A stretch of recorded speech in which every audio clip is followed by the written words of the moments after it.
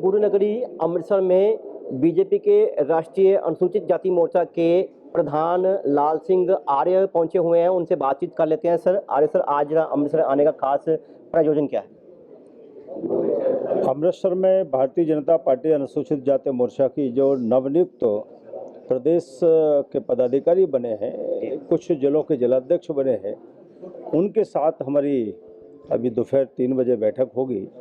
आगामी कुछ कार्यक्रम 3 महीने के अंदर करना है, उस पर डिस्कशन होगा। संगठनात्मक विषयों पर बातचीत होती है, गठन के बारे में बातचीत होती है।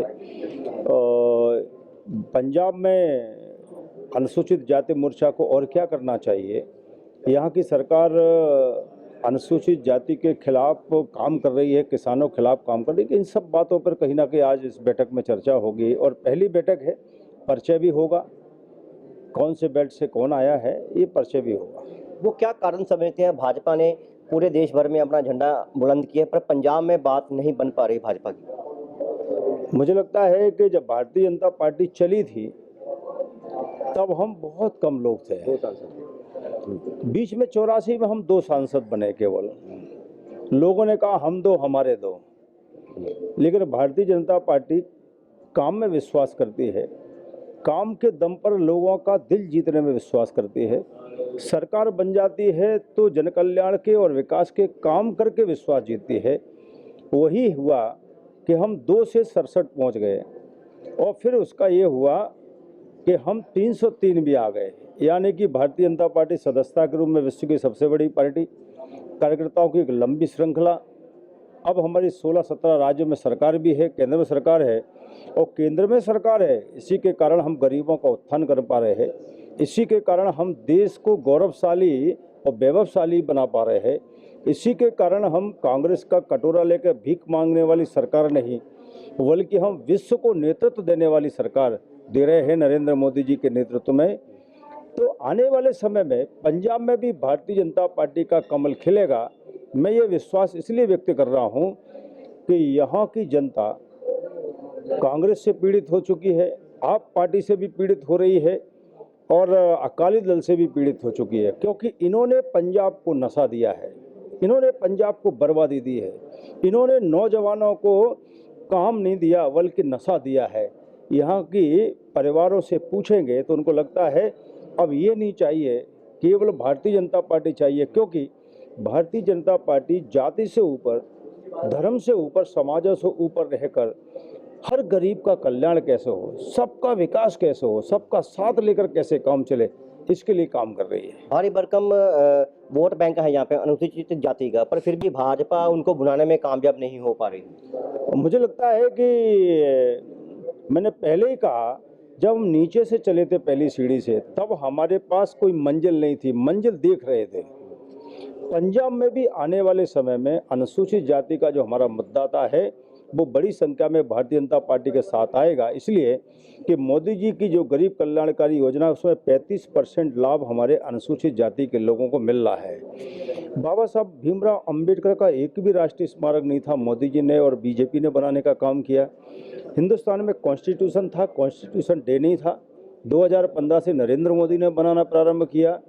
बाबा साहब अंबेडकर को कांग्रेस ने 2 बार हराने का पाप किया, लेकिन आज हम अंबेडकर जी के नाम पर भीम ऐप जारी करते हैं, उनके सम्मान की दृष्टि से उनका विश्वविद्यालय बनाते हैं, उनके राष्ट्रीय स्मारक बनाते हैं, उनके नाम से 15 जनपद पे 192 करोड़ का हम डॉक्टर अंबेडकर इंटरनेशनल सेंटर बनाते हैं।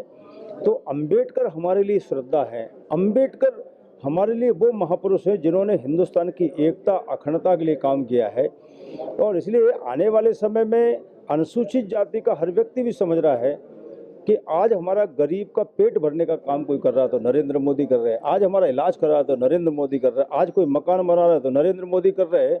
तो आने वाले समय में अनुसूचित जाति के मन में भी जो षड्यंत्र भ्रम पैदा किए गए थे वो सब खत्म हो रहे हैं। मोर्चा इसी पे काम कर रहा है। स्टेट्स में भाजपा की सरकारें हैं, वहाँ पर तो केंद्र सरकार की सारी स्कीमें का लाभ पहुँच रहा है, अनुसूचित जाति तक पहुँच रहा है, गरीबों तक पहुँच रहा है, पर जिन स्टेटों में भाजपा की सरकारें नहीं हैं वहाँ पर ये लाभ नहीं पहुँच रहा है। आयुष्मान भारत की बात कर रहे हैं या गेहूँ की बात कर रहे हैं, वो गरीबों तक नहीं पहुँच पा रहा, उसका क्या कारण? विपक्ष की सरकारें जिन राज्यों में है वो मोदी जी के गरीब कल्याणकारी योजनाओं से डरते हैं। उन्हें लगता है इन योजनाओं का लाभ हम अपनी स्टेट में देंगे तो मोदी जी की जय जयकार होगी। और इसलिए अगर ऐसा कोई भी स्टेट करता है, चाहे आप ही पार्टी क्यों नहीं हो, वो कहीं ना कहीं जनता के साथ धोखा करती है। क्योंकि सरकार किसी की भी बन जाए, लक्ष्य तो जन कल्याण होना चाहिए, लक्ष्य तो विकास होना चाहिए। और गरीब को पहली बार नरेंद्र मोदी जी के नेतृत्व में आज़ादी के 57 साल कांग्रेस सरकार रही और उन पार्टियों को सपोर्ट करने वाले भी आप पार्टी जैसे मानसिकता के लोग थे, उन्होंने गरीबों को ये चीज़ नहीं दे पाई जो आज नरेंद्र मोदी दे रहे हैं। तो मुझे लगता है कि जो सरकारें षड्यंत्र करेंगी वो उसका परिणाम भी भुगतेंगी। अच्छा, आज देखा गया आप नरेंद्र भाई मोदी की जो हर महीने लास्ट इतवार को लगती है मन की बात, वो लाइव होकर देख रहे थे साथ में लोगों के साथ, उसका क्या मानता क्या? श्री नरेंद्र मोदी जी आज देश का विश्वास है, आज देश की श्रद्धा बन गए हैं। क्योंकि वो कहते हैं कि मेरे पास कुछ नहीं है और मेरे पास जो कुछ है वो देश की जनता और देश है। हम देश की जनता के लिए कर रहे हैं।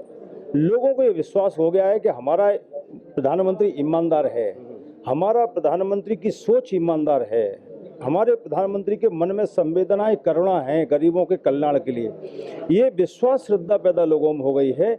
इसी का परिणाम है कि भारतीय जनता पार्टी की लगातार सरकारें ही नहीं बनती बल्कि सीटें भी बढ़ती हैं। अब लास्ट सवाल है आपसे, चुनावी वर्ष है, अभी पंजाब के लिए कोई खास रणनीति रहेगी? क्योंकि पंजाब में भाजपा कभी भी सरकार नहीं बना पाई, गठबंधन की बात करें तो वो अलग बात है, अपने दम पे।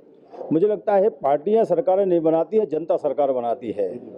मैंने कहा ना कि हिंदुस्तान में हम 0 थे, आज हम 303 लोकसभा सीटों पर खड़े हैं। सरकार में क्या भविष्य देखते हैं भाजपा का? इसलिए मैं कह रहा हूँ पंजाब में अब केवल भाजपा का ही भविष्य है और दूसरी पार्टी का भविष्य नहीं है। तो बिल्कुल जी, इन्हें राष्ट्रीय भाजपा अनुसूचित मोर्चा दे बीजेपी दे प्रधान लाल सिंह आर्य ਜਿਹੜੇ कि ਅੰਮ੍ਰਿਤਸਰ पहुंचे हुए ने और साढ़े चैनल ਨਾਲ खास गलबात की है और उन्होंने आख्या भी ਹੁਣ पंजाब अंदर भी आने वाला समा ਜਿਹੜਾ कि ਉਹ भाजपा ਦਾ है। कैमरा पर्सन विपिन शर्मा ਨਾਲ सिकंदर पसरीचा, दैनिक सवेरा टीवी, अमृतसर।